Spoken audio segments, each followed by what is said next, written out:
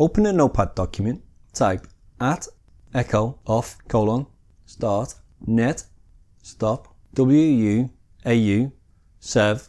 This will stop the Windows Update service. Timeout 5. This is a 5-second delay. Go to start.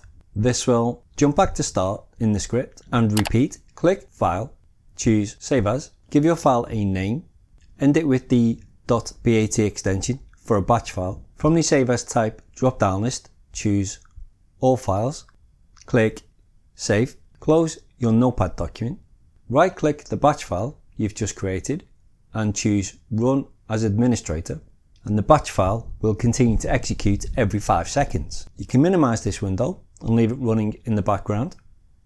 And to prove it's working, if I start the Windows Update service, you will see it quickly shuts down.